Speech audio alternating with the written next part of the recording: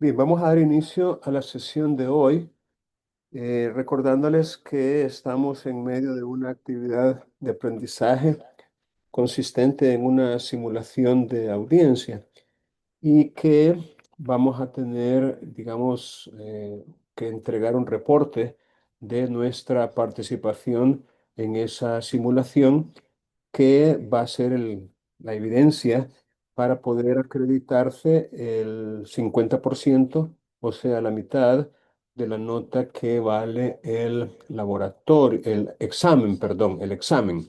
Aquí ya estamos hablando del 40% que vale el examen parcial del bloque de aprendizaje número 3.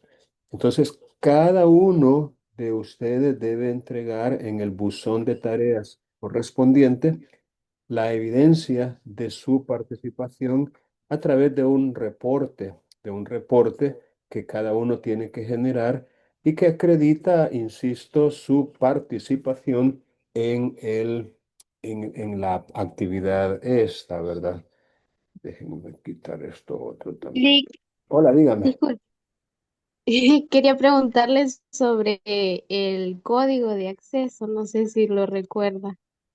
Ah, vamos a ver. No, no lo recuerdo en realidad, pero lo voy a buscar ahorita.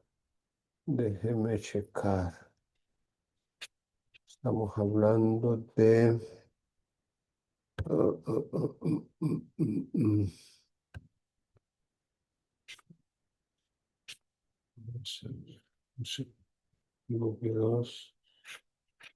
Estoy buscando, regáleme un segundo.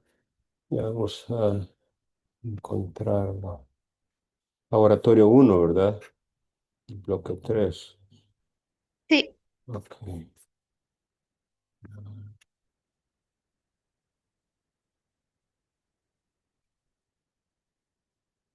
Vaya, se lo acabo de quitar. Ya no tiene código. Intente y me avise. Bien, les decía que durante este momento de la semana 18 y todavía en la semana 19 vamos a continuar con las simulaciones de audiencia, específicamente de la audiencia única dentro del proceso abreviado. Y de hecho, vamos a compartir pantalla ahorita para... Aquí está. Para repasar precisamente lo que se espera durante esa audiencia. Tengo en pantalla el Código Procesal Civil y Mercantil a partir del artículo 425, que es el artículo con el que comienza la audiencia. Este es un pequeño repaso de lo que debe suceder durante ella. Según esto, primero se verifica la comparecencia de las partes y hay consecuencias dependiendo cuál es la parte que no comparezca. Y siempre recuerden el principio general en cuya virtud al impedido con justa causa no le corre término, lo que significa que si hay alguna de las partes que no ha comparecido, pero ha tenido una razón justificada, entonces la consecuencia no tendría que producirse, sino que tendría que haber, obviamente, una nueva oportunidad para que pueda comparecer y participar en la audiencia. Sin embargo, si esa incomparecencia es injustificada, es decir, no tiene una razón válida que le impidió hacerlo, entonces sí, las consecuencias se dan.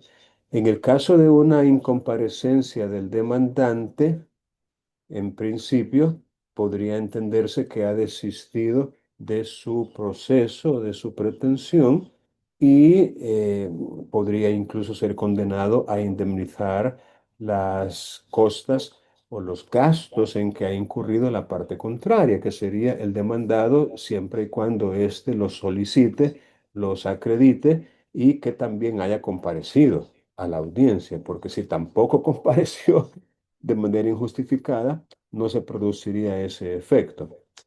Bien, lo primero que hace el tribunal constituido en audiencia, me refiero al juez, es intentar la conciliación.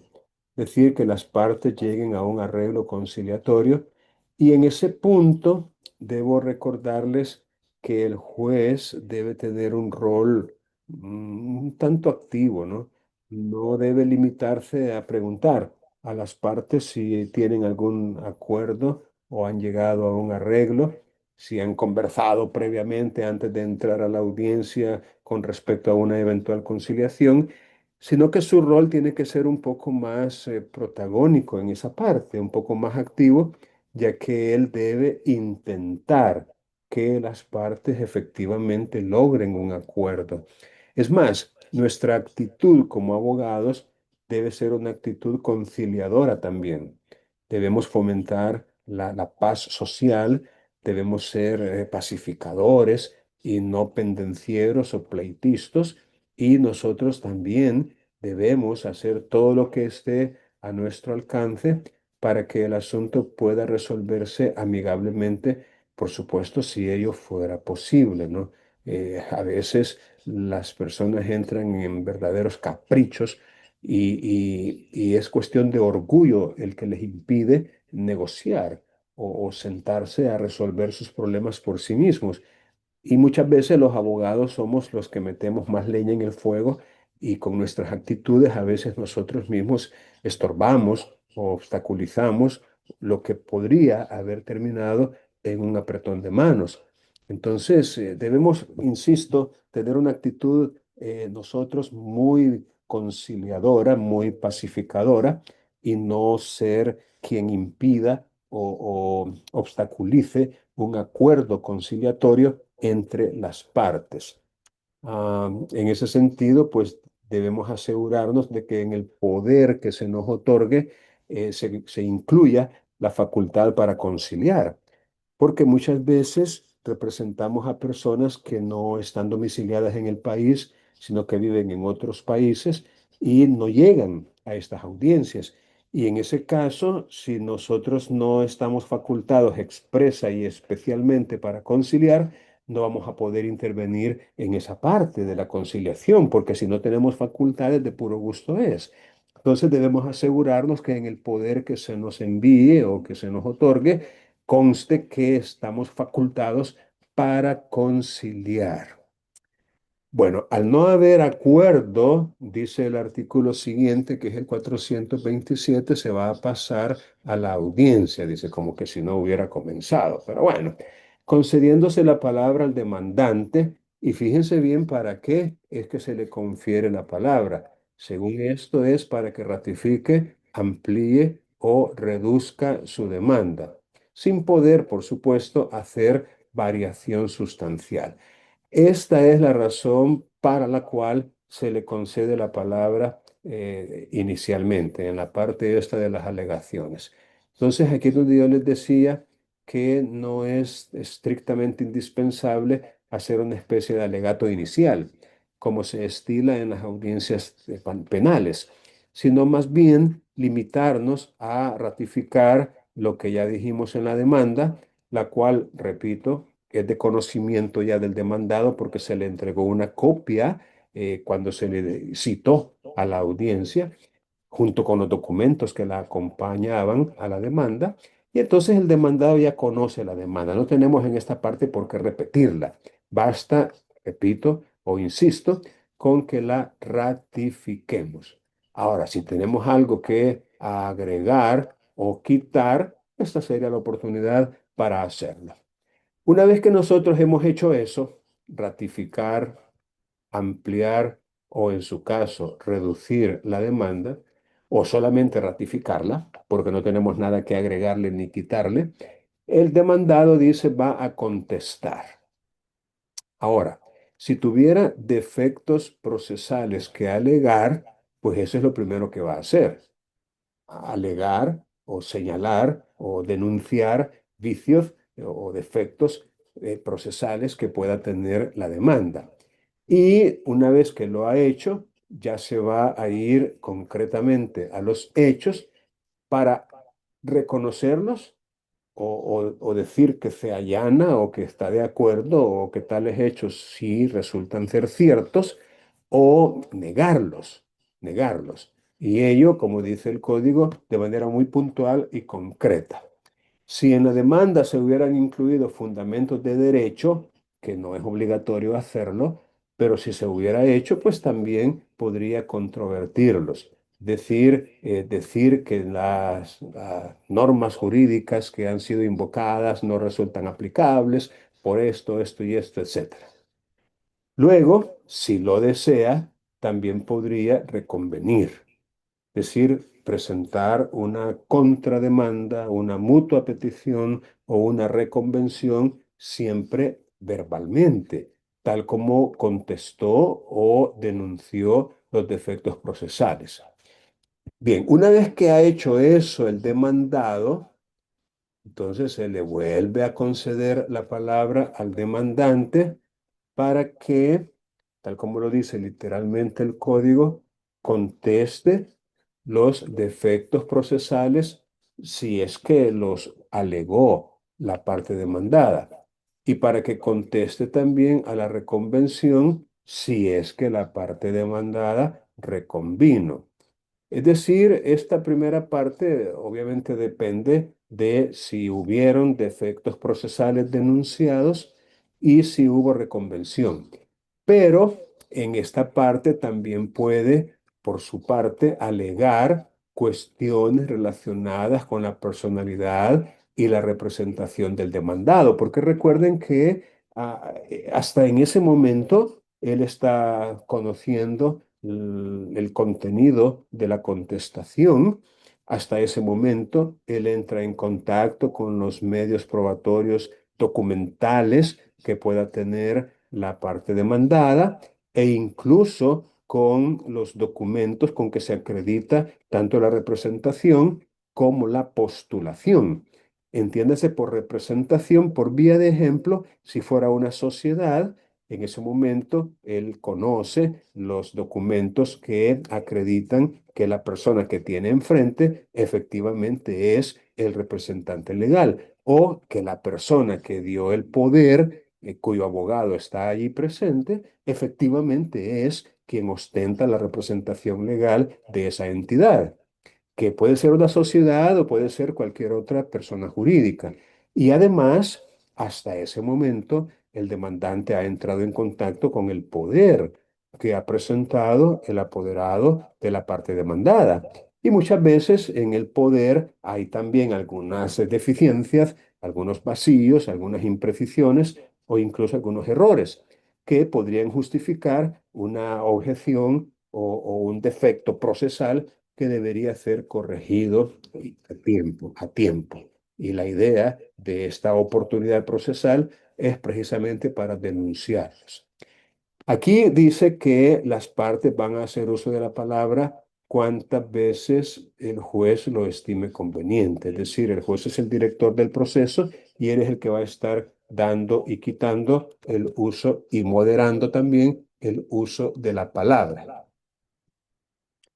Ah, es importante tomar en cuenta que en esta parte de las alegaciones, ya que así se titula este artículo 427, repito, en esta parte de las alegaciones es importante también fijar de manera precisa las diferentes pretensiones, tanto la pretensión de la parte demandante como la pretensión de la parte demandada. Y también dejar bien definidos cuáles son los hechos controvertidos que en alguna medida constituyen el objeto de la prueba, la materia sobre la cual va a recaer la actividad probatoria. Repito, los hechos controvertidos. Y en ese sentido, el juez tendría que hacer una, digamos, una actuación allí, un rol muy determinante para poder coadyuvar a ello. Es porque recuerden que la prueba va a versar precisamente sobre los hechos controvertidos y por ello hay que determinarlos. O sea, no se puede avanzar, digámoslo así, si no se ha hecho eso. que es establecer con claridad, con precisión, de manera muy puntual y concreta, cuáles son los hechos que van a ser probados. Repito, los llamados hechos sobre los que no hay conformidad o controvertidos. Entonces, si el tribunal no hace eso, entonces tendríamos una especie de falta de soporte a la hora de hacer la propuesta probatoria, porque las pruebas, insisto, deben recaer precisamente sobre aquellos hechos en los cuales no hay conformidad. Por vía de ejemplo, el juez podría decir, tengo aquí en mis manos una copia o la demanda, perdón, no es una copia, es la demanda dentro del expediente. Tengo aquí en mis manos la demanda presentada en este juzgado y aquí puedo ver yo que hay 7 hechos controvertidos. Ahora, le pregunto a la parte demandada, que también recibió su propia copia de esta demanda.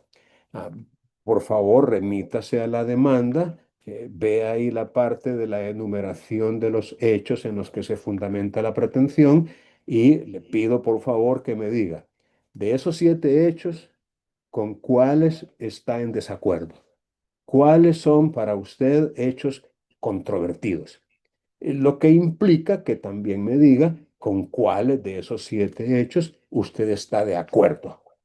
O sea, no sé si me estoy explicando, espero que sí, pero es una forma de que el juez coadyuve en la determinación del objeto de la prueba. Recuerden, en la demanda tiene que hacerse una enumeración de los hechos sobre los cuales se fundamenta la pretensión.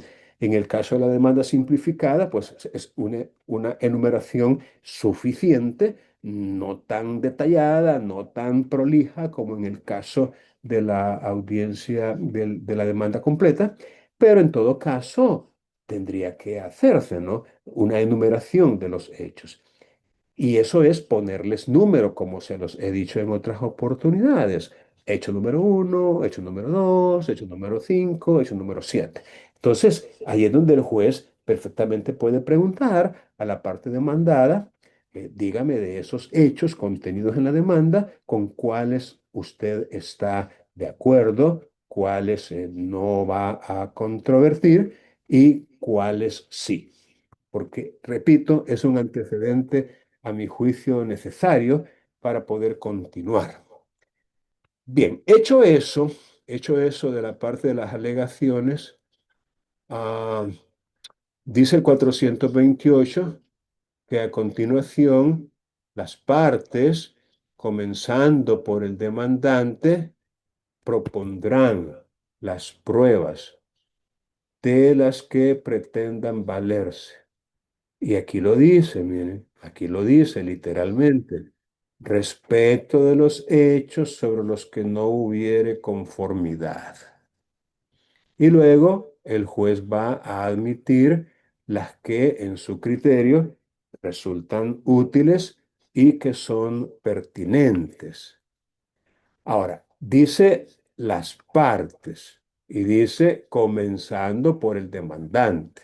Eso significa que después de que lo haga el demandante e incluso después de que se discuta en audiencia y respetando el principio de defensa y de contradicción y de audiencia, después de que se ha discutido, porque recuerden que yo les he dicho de que el juez tiene que preguntar a la parte contraria, a la parte que no ha hecho esa oferta probatoria, si tiene objeciones con respecto a cada uno de los medios probatorios que han sido propuestos.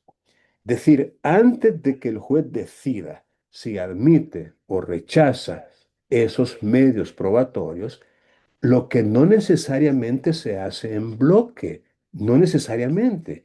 Es decir, de 4 o 5 medios probatorios, el juez perfectamente puede decir, le voy a admitir los primeros dos y el último, pero el tercero y el cuarto no, por esto y esto y esto.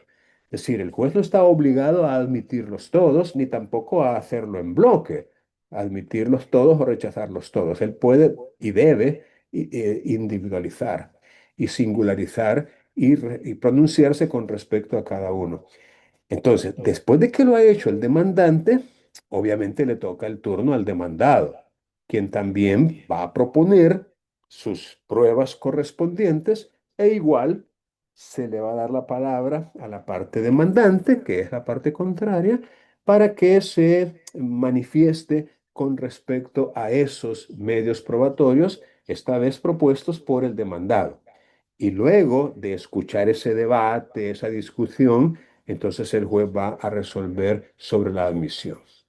Obviamente, obviamente, y como lo dice la parte final de este artículo, para la práctica de las pruebas se estará a lo dispuesto en el proceso común.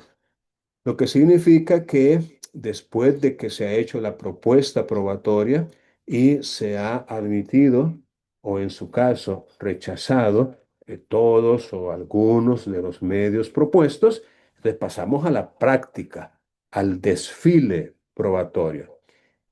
Y después de que se ha practicado la prueba, según lo dispuesto para el proceso común, entonces pasamos a los alegatos de cierre, a los alegatos finales, los cuales se van a hacer oralmente y se va a fijar el tiempo para efectuarlos sin que pueda ser menor de 1 hora ni mayor a 3 horas para cada una de las partes bajo pena de nulidad. Bueno, déjenme ver. Aquí creo que podemos. Ok. Bien, vamos a hacer una cosa. Vamos a remitirnos a algunas de las normas a las que se refiere este artículo 428. La parte que dice, para la práctica de las pruebas se estará a lo dispuesto en el proceso común. Entonces me parece de momento que es muy importante que podamos hacer una remisión a las partes que hacen referencia en el código a la actividad probatoria. Entonces déjenme remitirme al artículo 312, ah, que precisamente es el primer artículo del capítulo tercero, titulado Actividad probatoria. Ah, Vamos a ver si podemos. Aquí está. Actividad probatoria. Bien, vamos a tener digamos, la intervención de ustedes leyendo según se les indique. Así que preparen sus micrófonos para poder participar en la lectura. Vamos a comenzar con Jennifer. Jennifer, ayúdeme a leer, por favor. Jennifer, ahí en pantalla, el artículo 312.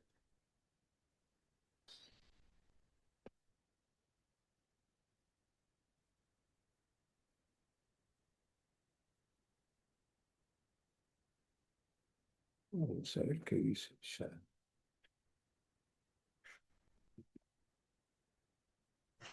Se lo digo yo si quiere. Permítame, Edson, vamos a hacer un pequeño control para ver si en verdad están.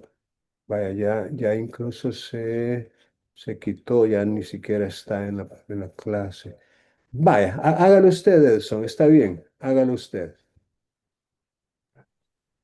Artículo 312. Las Sí, partes tienen derecho a probar en igualdad de condiciones las afirmaciones que hubieran dado a conocer sobre el hecho, controvertidos que son fundamentos de la pretensión o de la oposición a esta, a que el juez tenga en cuenta en la sentencia o decisión las pruebas producidas y a utilizar los medios que este código prevé, así como aquellos que, dada la naturaleza del debate, posibiliten probar los hechos alegados.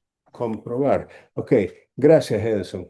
Vale, como vemos, hay un, como lo dice el código, derecho de probar y ello en igualdad de condiciones. Entonces, ¿qué es lo que se va a probar? Bueno, lo dice literalmente este artículo, ¿no?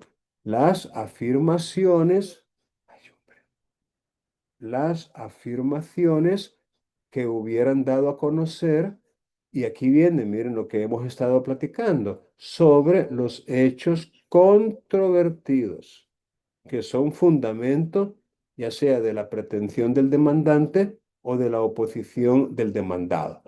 Entonces, hay un derecho a probar en igualdad de condiciones esas afirmaciones y también a que el juez tenga en cuenta esas pruebas que se han producido, que las tenga en cuenta, que las valore, que incluya en su sentencia o decisión una relación, una mención de la prueba y lo que con ella él tuvo por acreditado, el juez. O en su caso, si no le fue suficiente, el juez tendría en su resolución, en su sentencia, que decir motivadamente, es decir, los fundamentos, los argumentos por los cuales no le dio valor.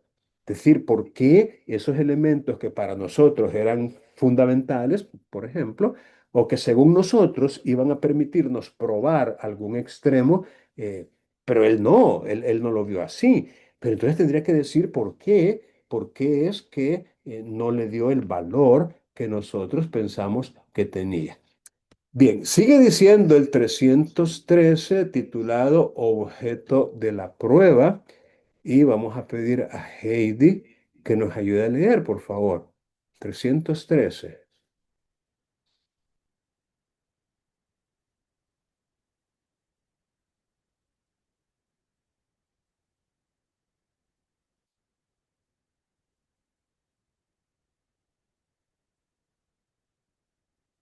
A ver, Heidi.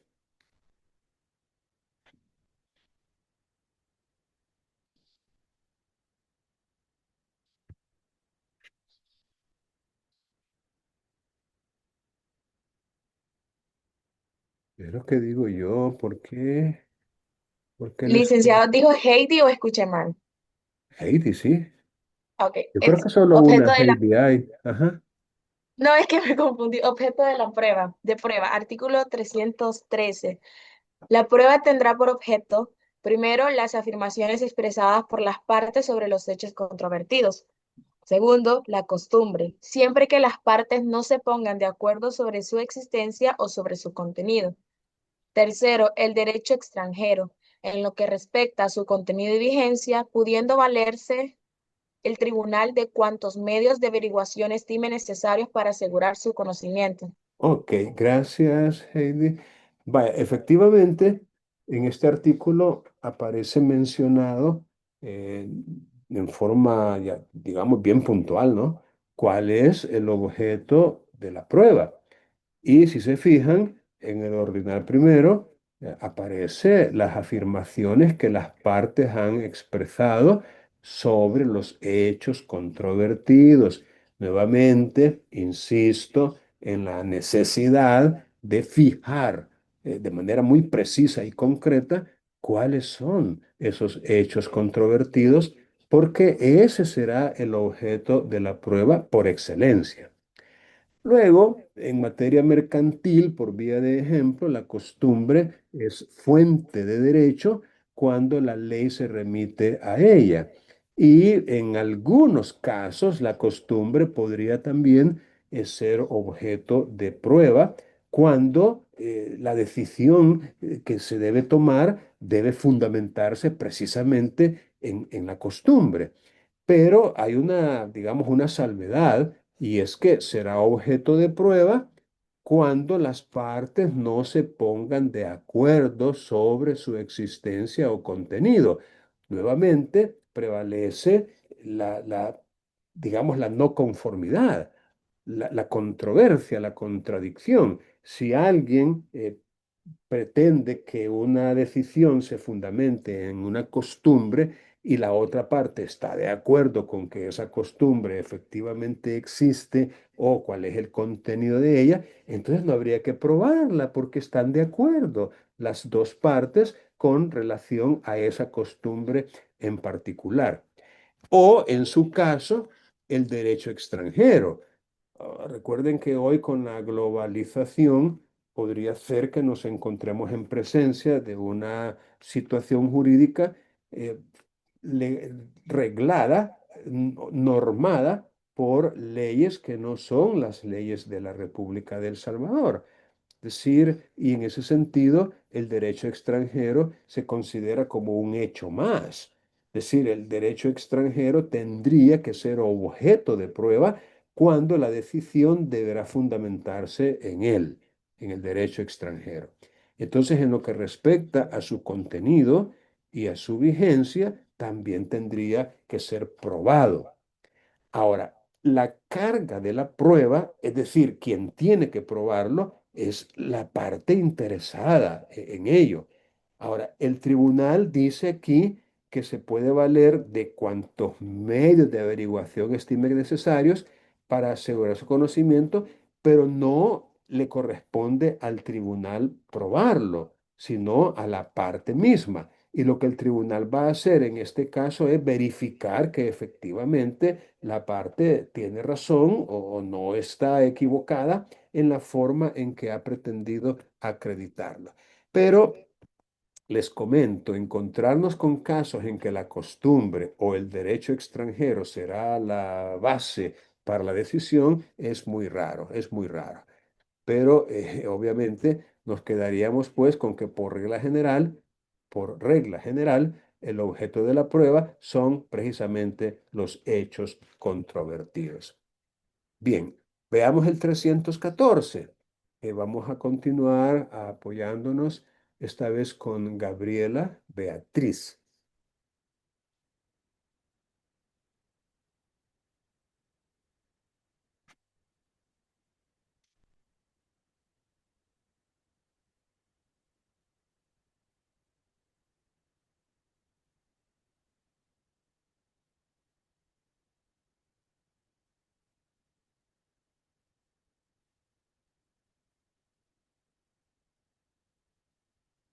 A ver, Gabriela, la estamos esperando.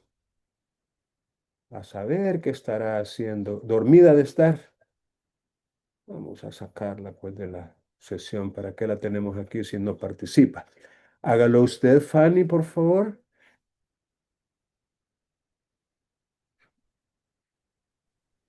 El 314, ¿verdad, Lick? Sí, por favor, Fanny. Dice, excepción de la prueba, no requieren ser aprobados los hechos admitidos o estipulados por las partes. Número dos, los hechos que gocen de notariedad general. Número tres, los hechos evidentes. Número cuatro, la costumbre, si las partes estuvieran conforme con su existencia y contenido y sus normas no afecten el orden público. Muy bien, Fanny, muchas gracias. Vaya, aquí vemos entonces en el artículo 314 que hay ciertos aspectos o ciertas cuestiones que no necesitan ser probadas. Es decir, no hay por qué probar estas cuatro situaciones que se mencionan en este artículo 314. En primer lugar, los hechos admitidos o estipulados por las partes. La diferencia entre un hecho admitido y un hecho estipulado en realidad es irrelevante. Se trata de hechos que no han sido controvertidos, ni expresa ni tácitamente. Es decir, aquí tenemos una situación y es la siguiente. Miren, hay un artículo que dice que cuando en la contestación de una demanda, y aquí puede ser por escrito, en el caso del proceso declarativo común, o incluso puede ser la contestación oral que se hace en la audiencia única del proceso abreviado. Pero cuando se contesta una demanda y se omite o se evade o no se dice nada con respecto a ciertos hechos que están claramente enumerados y descritos en dicha demanda. Repito, callar o no decir nada con respecto a ciertos hechos o dar respuestas evasivas. Así le llama el legislador, respuestas evasivas. Eso podría dar la pauta para que el juez considere que se están admitiendo tácitamente esos hechos. Es decir, lo que podríamos llamar una especie de reconocimiento ficto o confesión ficta, cuando, repito, se dan respuestas que resultan evasivas, o se omite un pronunciamiento con respecto a tales hechos.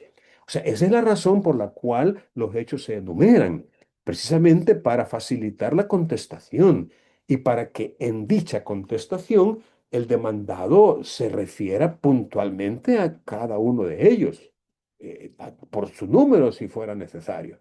Entonces, si el demandado viene y de 7 hechos contenidos en la demanda solo se pronuncia con respecto a los primeros 5 y no dice nada con respecto a los últimos 2, entonces el tribunal, en base a ese artículo que les he mencionado, podría perfectamente tener por admitidos los hechos números 6 y 7 en vista de que el demandado no se pronunció con respecto a ellos, a pesar de que tuvo conocimiento de ellos. Y ese conocimiento se deriva de que se le comunicó la demanda en su forma completa, pues la demanda llevaba 7 hechos, no llevaba solo 5.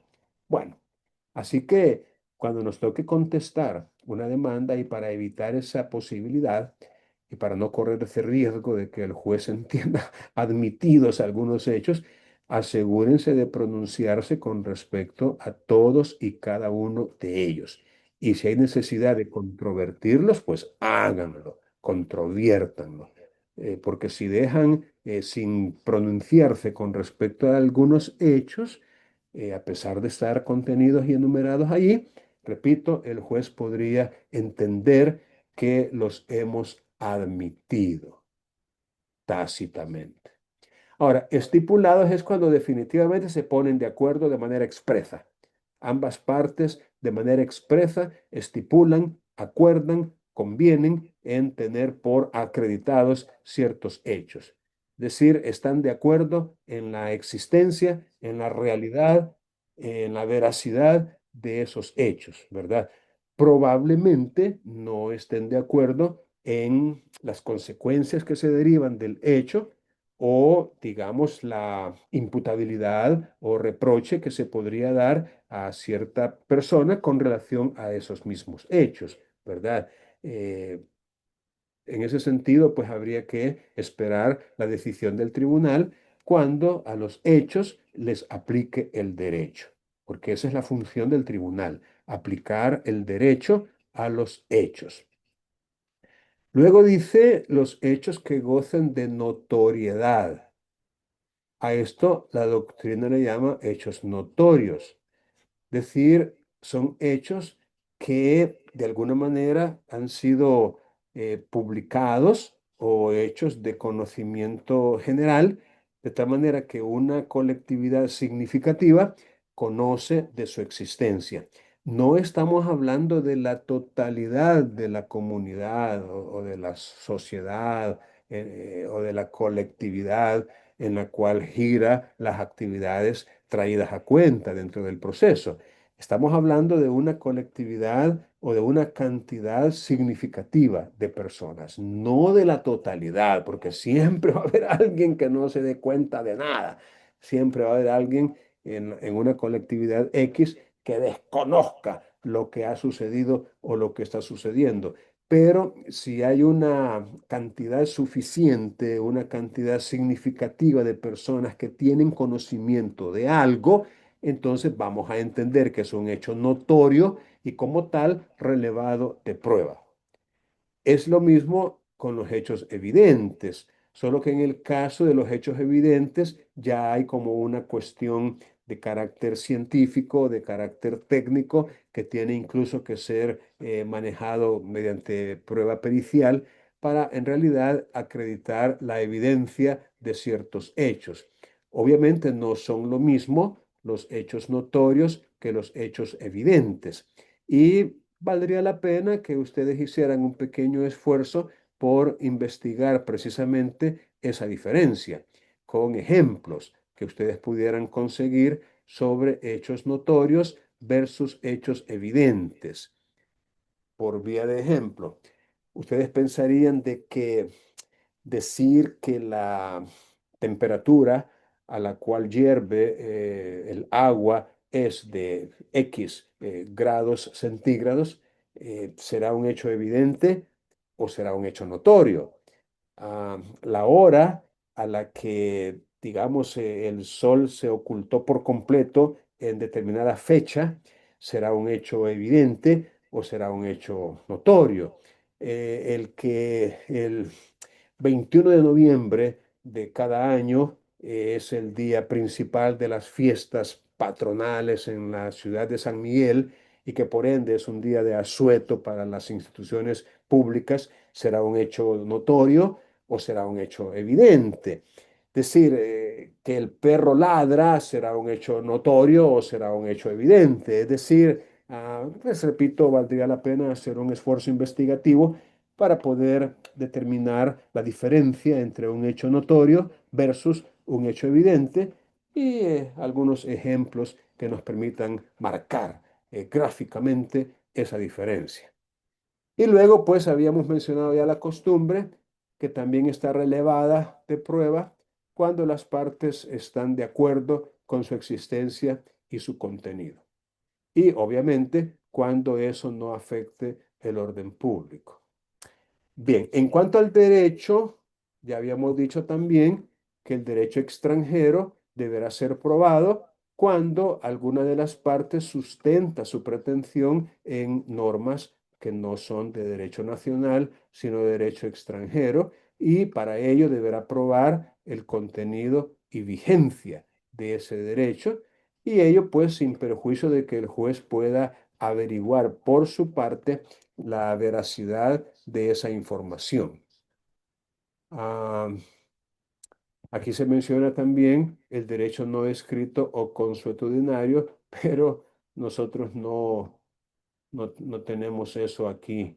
Entre nosotros el derecho necesariamente es escrito, pero en otros países, y aquí caemos ya en lo mismo ya que ya dijimos del derecho extranjero, sí existe el derecho consuetudinario.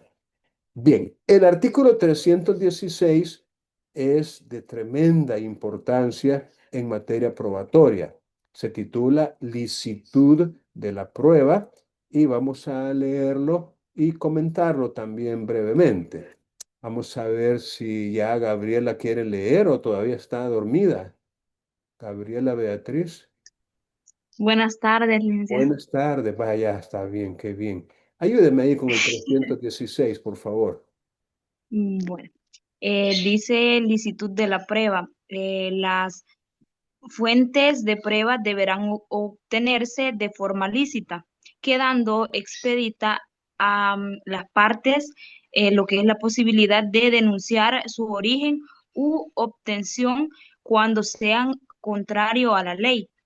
Las fuentes de prueba obtenidas con vulneración de los derechos constitucionales no serán apreciadas por el juez al fallar y en este caso deberá expresar en qué consiste la violación. La práctica de los medios probatorios en forma contraria a lo previsto por las leyes procesales determinará la nulidad del medio correspondiente. Sin embargo, la fuente de prueba podrá ser utilizada siempre que su aportación se hubiera realizado conforme a las normas legales. Excelente, Beatriz, muchas gracias. Vaya, como vemos, las fuentes de prueba deben obtenerse de forma lícita. Aquí entramos en terrenos de la prueba prohibida o de la prueba ilícita, que obviamente no está permitida. Por vía de ejemplo, recuerden ustedes que por regla general, aunque en este país ya es por excepción, pero por regla general hay ciertas garantías o privilegios constitucionales para todos los ciudadanos en cuya virtud, por vía de ejemplo, el registro de una persona en cuanto a lo que tiene en su cuerpo no se puede dar a menos que haya una orden judicial que autorice ese registro en la persona, en su vehículo o incluso en su domicilio. De tal manera que el domicilio es un sitio privado, ¿cuál es la palabra? Un sitio seguro donde una persona puede estar ahí con la confianza y la seguridad de que no va a ser violentado, que no, nadie va a entrar, obviamente, a menos que haya una situación excepcional, como por ejemplo hayan serias, digamos, nociones de que se está cometiendo un delito adentro o a la vida o la integridad de alguien peligra y entonces hay necesidad, pero son situaciones excepcionales.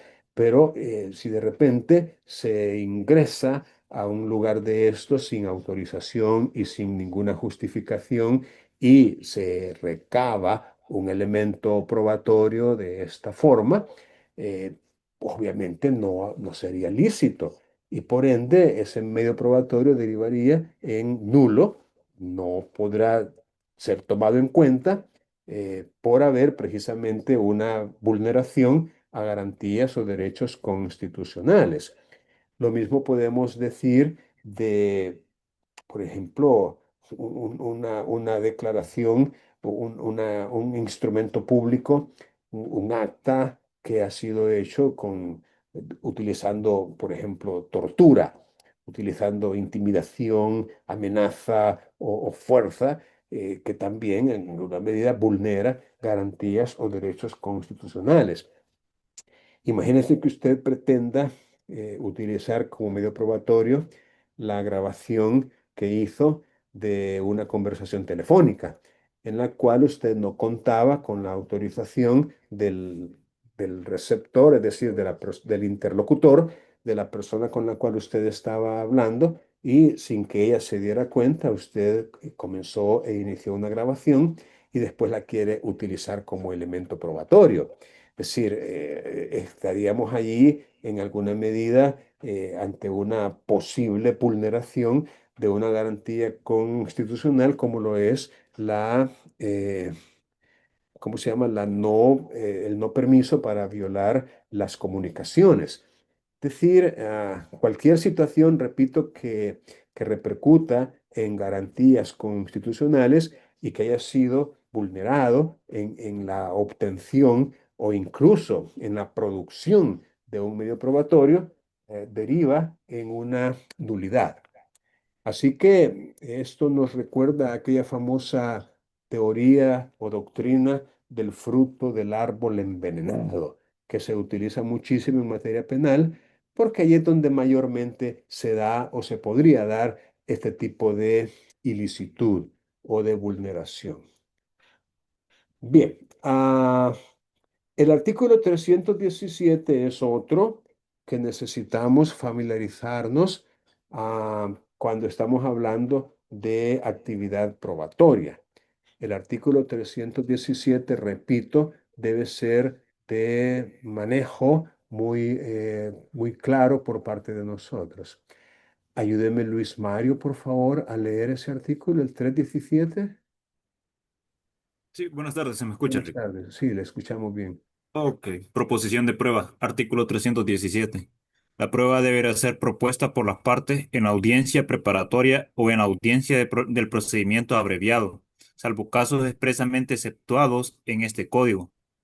La proposición de la prueba exige singularizar el medio que habrá de ser utilizado, con la debida especificación de su contenido. El juez evaluará las solicitudes de las partes, declarará cuáles pruebas son admitidas y rechazará las que resulten manifiestamente impertinentes o inútiles.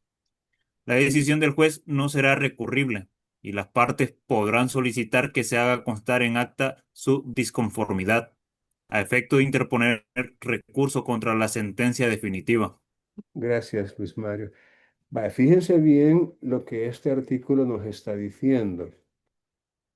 Por regla general, según lo que dice este primer inciso, la prueba deberá ser propuesta por las partes en el caso del proceso declarativo común en la audiencia preparatoria y en el caso del proceso declarativo abreviado es en la audiencia única, ah, salvo los casos expresamente exceptuados, que básicamente los casos son los de la prueba documental, que de acuerdo con los artículos 288 y 289, la prueba documental debe acompañarse con los escritos iniciales, es decir, con la demanda o con la contestación o con la reconvención, si la hubiera, y con la contestación de la reconvención. Es decir, la prueba documental está sujeta a ese requisito de admisibilidad, en el sentido de que si no se hace con la demanda y la contestación o reconvención y contestación de la reconvención en su caso, será después rechazada por extemporánea. Es decir, hay una preclusión de la aportación documental que impide recibir ese tipo de prueba después de esos momentos. Yo pensaría que en el caso del proceso abreviado, ah, el reconocimiento judicial que tiene que hacerse fuera de la audiencia, fuera del tribunal, creo que también tendría que ser hasta cierto punto solicitado en la demanda misma. Lo dice el artículo 419, que creo que ya lo hemos comentado y leído, en el cual si se pretende pedir el reconocimiento judicial y no se hará dentro de la audiencia, dentro del tribunal, sino que fuera, tendrá que advertirse en la demanda a efecto de que se practique antes de esa audiencia. Estamos hablando del proceso declarativo abreviado y de un reconocimiento que se está pidiendo para pues, usarlo como prueba. Entonces yo pensaría que también, por qué no decirlo, es un caso exceptuado en este código en el cual pues no vamos a tener que esperar a la audiencia del proceso abreviado para solicitar el reconocimiento. Tendríamos que advertirlo desde la demanda misma. Si no, pues podría el mismo juez o la parte contraria decirle, señor juez, rechace ese reconocimiento porque debió haber sido advertido en la demanda y no se hizo. Creo que quien así lo pida tendría razón y habría que dársela. Igual, en el mismo caso de la audiencia, si necesitamos que un testigo o un perito sea citado, también la ley dice de que hay que pedir esa citación con 3 días de antelación. Entonces, me parece que también podemos entenderlo como un caso de preclusión en el sentido de que no vamos a llegar el día eh, de la audiencia única, y decirle al juez, mire, fíjese que también quiero a un testigo, pero hay que citarlo. Así que por favor quiero que me lo cite, porque ¿qué implicaría eso? Que habría que reprogramar la audiencia o habría que interrumpirla y continuarla después o suspenderla o lo que sea, pero el código es bien claro cuando dice que con 3 días al mínimo, con, por lo menos de antelación, se tendría que solicitar esas diligencias de citación, es decir, para citar a efecto de que llegue a la audiencia. Entonces, pongamos la atención a esos detalles, porque esos son los detalles que podrían en cierto momento perjudicar nuestro caso, ya que si el abogado de la parte contraria es un poco avezado y se pone al brinco y exige y reclama y objeta, quien quita a lo mejor logre que se nos niegue ya sea la declaración de algún testigo o de algún perito, porque no pedimos que se citara con 3 días de antelación, o que se nos niegue el reconocimiento judicial que a lo mejor resulte determinante para el éxito de nuestro caso. Y repito, si no lo pedimos en la demanda misma, podría rechazársenos y a mi juicio con sobrada razón. Lo otro, y aquí también hay que tener mucho cuidado, yo no sé si era en otro código o antes de una reforma, pero yo recuerdo que esta partecita, miren, que dice aquí, era bajo pena de inadmisibilidad.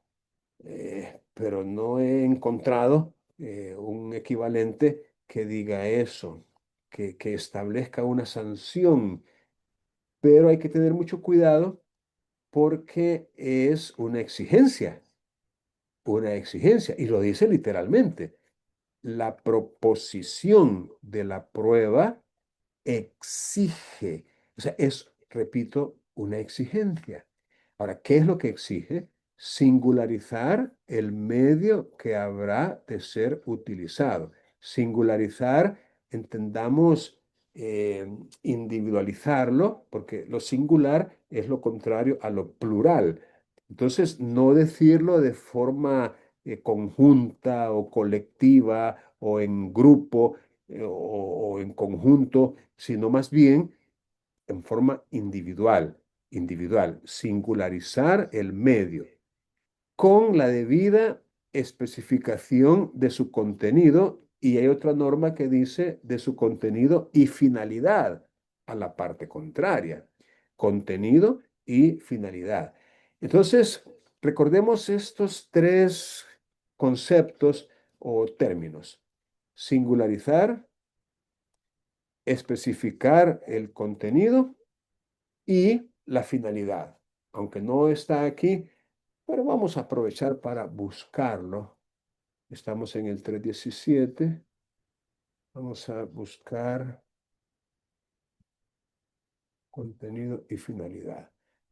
Aquí está cerquita, en el 310, en el caso de la audiencia preparatoria. En el 310 dice algo parecido a lo que estamos leyendo 7 artículos más allá. Y es precisamente, vamos a ver, 310.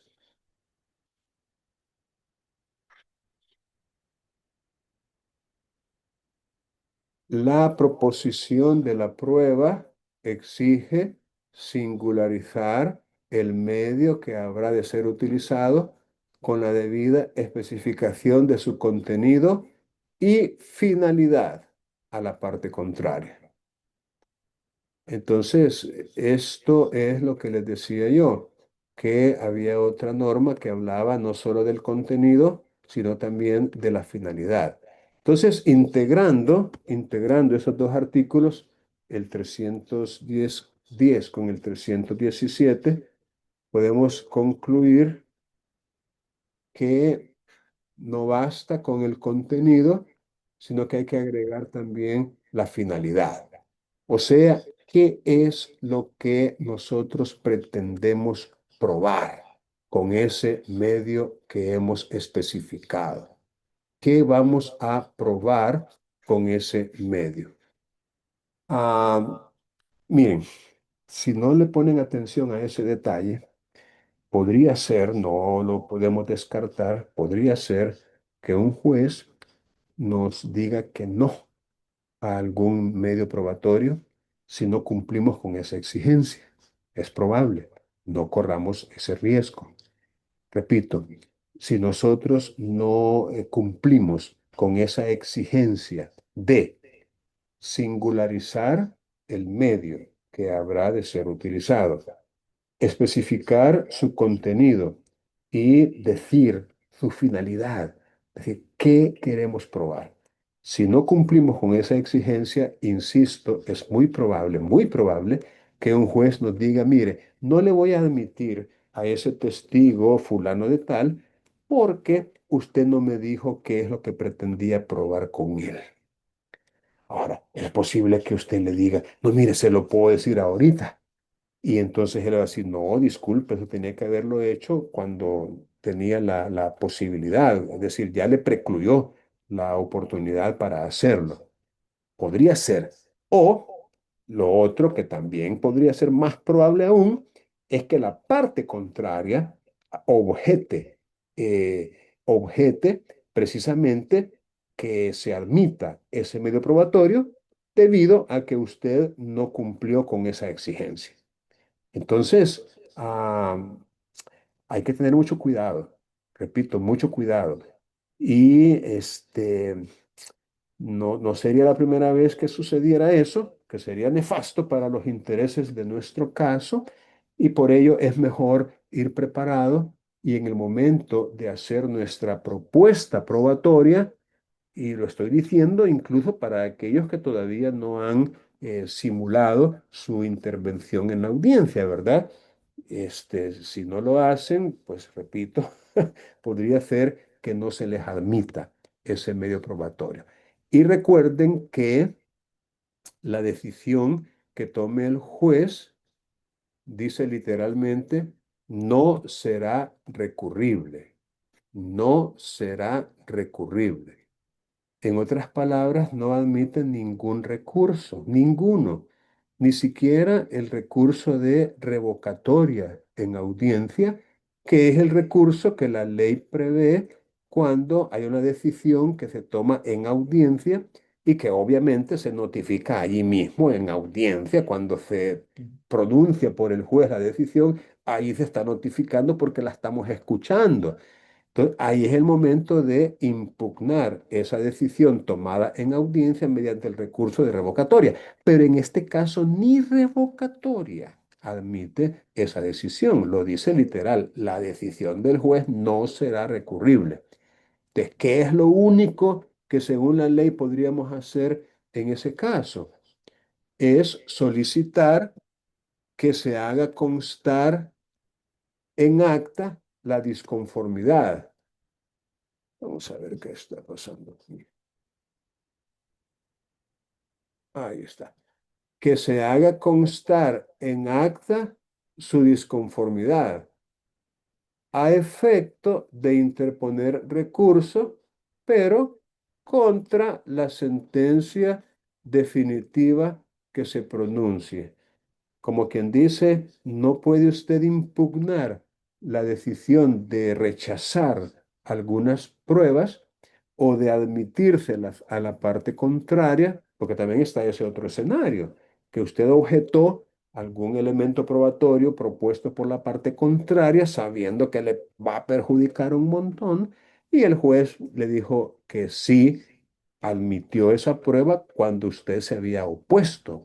Esa tampoco es recurrible. Usted no puede interponer ningún recurso contra esa decisión y tiene que hacer esto, solicitar que se haga constar en acta su disconformidad, que usted no está de acuerdo con esa decisión, para interponer recurso, pero hasta después, contra la sentencia definitiva que se dicte dentro de ese proceso. Bueno, la pertinencia de la prueba está en el 318, es un artículo bien cortito, como lo estamos viendo. Prácticamente le dice a los jueces que no deben admitir ninguna prueba que sea impertinente. En otras palabras, que no guarde relación con el objeto de la misma. Es decir, que no se vincule, que no haya ninguna conexión, que no haya un nexo con lo que pretende probar.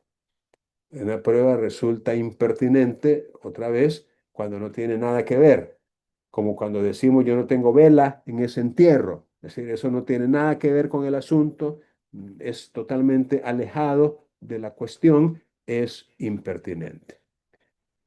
El siguiente artículo, titulado Utilidad de la prueba, dice que tampoco deberá admitirse la prueba que de acuerdo con reglas y criterios razonables no sea idónea o resulte superflua para comprobar los hechos controvertidos. Superflua, como quien dice irrelevante, como quien dice de poco peso, de poca consistencia para comprobar. Incluso sobreabundante. Porque vaya, por ejemplo, si yo quiero probar que una persona es poseedora por X número de años de una propiedad, de un inmueble, no voy a llevar 200 testigos, ¿no? Y poner a cada uno de los 200 testigos a declarar de que conocen a fulano, que conocen el inmueble y que les consta por haberlo visto desde entonces que desde 1900 y tanto él es poseedor. Esa sería una prueba sobreabundante y por ende superflua. Basta 3, 4 a lo sumo. Por eso dice según reglas y criterios razonables. Una prueba tampoco es idónea cuando no es el medio que según la ley se establece para acreditarlo. Por ejemplo, no es idóneo pretender probar con testigos que dos personas están unidas en matrimonio entre sí. No se puede válidamente probar con testigos que una persona es papá o mamá de otra. No se puede probar con testigos que una persona es dueña o propietaria de un bien raíz o inmueble. Es decir, estos elementos probatorios, que es la prueba testimonial, resulta inidónea, es decir, no idónea para acreditar esos hechos, los cuales se prueban documentalmente. El parentesco con la correspondiente o las correspondientes certificaciones de partidas, ya sea de matrimonio, de nacimiento, y el dominio, pues con la correspondiente escritura o título de propiedad debidamente inscrito. O sea, no podemos probar, por vía de ejemplo, que se ha constituido una hipoteca sobre un inmueble con, qué sé yo, con testigos otra vez, o con el reconocimiento mismo o confesión de una de las partes. Sí, sí, es cierto, se constituyó una hipoteca. No, no, no, no. La hipoteca es un derecho real que se prueba con un medio pertinente, idóneo y específico, como lo es la escritura de hipoteca debidamente inscrita. La filiación biológica es otro que no puede probarse por cualquier medio.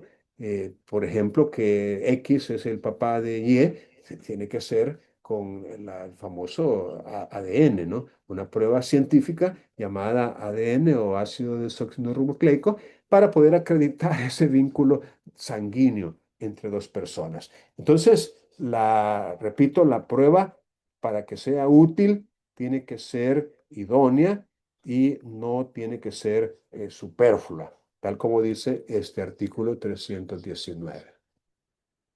El artículo 320 dice a los jueces que el rechazo de la prueba debe acordarse en resolución, y esto es importantísimo, debidamente motivada. Es decir, expresar cuáles son las razones, los motivos, el porqué del rechazo. Y frente a este rechazo, las partes podrán proceder conforme a lo dispuesto en esta sección. Ya lo dijimos, no es recurrible la decisión y lo único que usted puede hacer es pedir que se deje constancia en el acta de su disconformidad para efecto de recurrir contra la sentencia definitiva que se dicte. Este artículo es un poco complicado también, ese sí lo vamos a leer, el 321, y vamos a suplicar a Jacqueline que nos ayude a leer, por favor. Jacqueline, por favor. Sí, buenas tardes. Carga de la prueba, artículo 321. La carga de la prueba es exclusiva de las partes. Sin embargo, respecto de prueba que ya fue debida y oportunamente aportada y controvertida por las partes, el juez podrá ordenar diligencias con el fin de esclarecer algún punto oscuro o contradictorio. En tales diligencias no se podrán introducir hechos nuevos, bajo ninguna circunstancia, ni tampoco practicar ningún medio probatorio no introducido oportunamente por las partes. Las partes podrán estipular de manera previa determinados hechos que se consideraren probados y así lo comunicarán por escrito al juez 10 días antes de la celebración de la audiencia probatoria o en el acto mismo de dicha audiencia. Ok, gracias. Bien, según esto, fíjense bien, la carga de la prueba, y eso también en base a uno de los principios que estudiamos al inicio del código, que es el principio de aportación, la carga de la prueba es exclusiva de las partes. Entiéndase por carga de la prueba el famoso onis probandus, que obviamente es una más que facultad o derecho, es como un deber procesal de la parte el hacer la oferta probatoria. No podemos permitir en un Estado de Derecho que el juez, con un carácter inquisitivo, busque elementos probatorios y que sea él quien los introduzca al proceso. No, eso está prohibido. Prohibido de acuerdo con el modelo que nuestro código procesal sigue. Y aquí es donde viene, digamos, el problema de orden técnico o doctrinal, en mi opinión, porque a pesar de que la carga de la prueba es exclusiva de las partes, aquí se abre una excepción cuando dice sin embargo. Es como decir empero o pero o no obstante, respecto de prueba que ya fue, fíjense bien, debida y oportunamente aportada y controvertida, como quien dice, ya se aportó, ya se controvirtió por las partes, viene y el legislador faculta al juez, podrá, no es obligación, es potestativo, podrá ordenar diligencias. A estas diligencias se les ha conocido popularmente como diligencias para mejor proveer, para mejor proveer. Como que dice, diligencias que me van a ayudar a mí como juez a resolver con más acierto, a resolver con más equidad, con más justicia.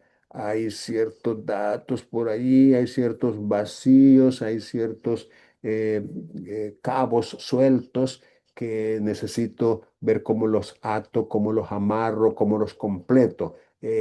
Tengo algunas lagunas por allí que hay que cubrir. Es decir, por ahí anda la idea, ¿no? De que resuelva con más justicia. Por eso le llaman diligencias para mejor proveer. Dice, con el fin de esclarecer algún punto oscuro o contradictorio. Entonces, yo considero que esta facultad es peligrosísima, peligrosa, y que no debería ser utilizada por los jueces. De hecho, creo que hay algunos jueces que en este punto coinciden conmigo. Es decir, mire, hay postulación letrada obligatoria. ¿Qué significa eso? Que las partes no pueden llegar por sí mismas a menos que sean abogadas. Pero un ingeniero, un médico, un administrador de empresas, un químico, ellos no pueden llegar a un proceso por sí mismos. Necesariamente tienen que contratar los servicios profesionales de un abogado. Pero ¿y por qué un abogado? Pues, bueno, obvio, porque el abogado es el que sabe, él es el que conoce los procedimientos y todo el teje y maneje de un proceso judicial.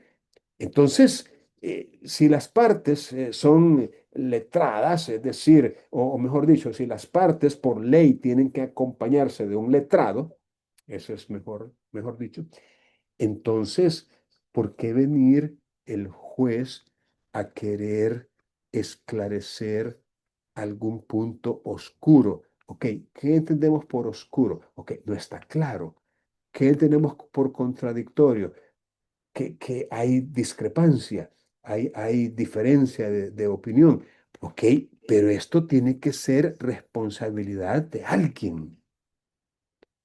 En otras palabras, el que haya quedado después del desfile probatorio, algún punto oscuro o contradictorio, no es una cuestión que se dio por casualidad, por mala suerte, porque la fortuna así lo quiso. No, es porque alguien falló. Es decir, falló en el sentido de no cumplió pues a cabalidad con su función. Es porque no le hizo las preguntas que tenía que haberle hecho al perito, al testigo, o no pudo en el reconocimiento ser lo suficientemente claro y explicativo al momento de pedirle que hiciera constar esto, aquello, otro. ¿Por qué va a venir el juez a hacer eso? Pues ese es mi punto. ¿Por qué va a venir el juez a reparar esos vacíos, esas lagunas, esos puntos oscuros o contradictorios cuando eso tiene que ser responsabilidad de alguien y ese alguien tiene que sufrir las consecuencias? Pues así de sencillo. Y aplicar, en caso de duda, el indubio pro reo, es decir, en caso de duda, resolver favorablemente al demandado, porque esa es la regla general, indubio pro reo. En caso de duda, pues lo favorable al demandado, al reo, pero no venir como el artículo 321 y en relación con el artículo tal me lo permite, entonces vamos a ordenar diligencias para mejor proveer o vamos de mi parte, voy a hacerle algunas preguntas al testigo o al perito porque necesito que me aclare. Otra vez, yo no lo veo bien.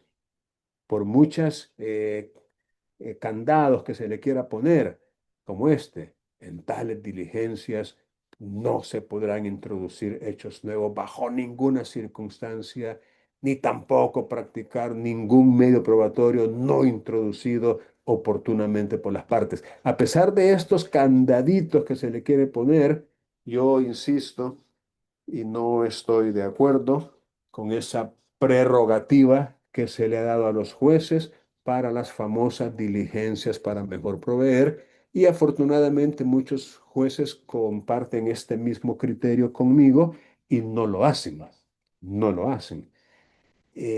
Yo les recomendaría a ustedes que si de repente se topan en un caso con un juez que lo hace y a pesar, fíjense bien, a pesar de que la ley se lo permite, la ley le permite, podrá, aún así ustedes objeten, es decir, objeten y digan que no están de acuerdo y que no debería, que su deber de imparcialidad se ve comprometido, que más parece querer resolver un asunto que le correspondía resolver a la parte por medio de su abogado, que usted ve allí que hay en alguna medida una falta de integridad, es decir, usted argumenta a fin de que a lo mejor el juez revoca esa decisión de haber ordenado diligencias para mejor proveer y no las realiza. Y estoy hablando del abogado a quien le perjudiquen esas diligencias. Porque si a usted le van a beneficiar, entonces es mejor quedarse calladito, porque calladito se va a ver más bonito. Pero en mi opinión, como abogados no deberíamos cruzarnos de brazos y presenciar cómo el juez le hace la plana y le resuelve al a la parte, sea quien sea, una omisión que él debería cargar con las consecuencias. Bien, si tienen alguna pregunta, la pueden formular en este momento, porque hasta aquí vamos a llegar.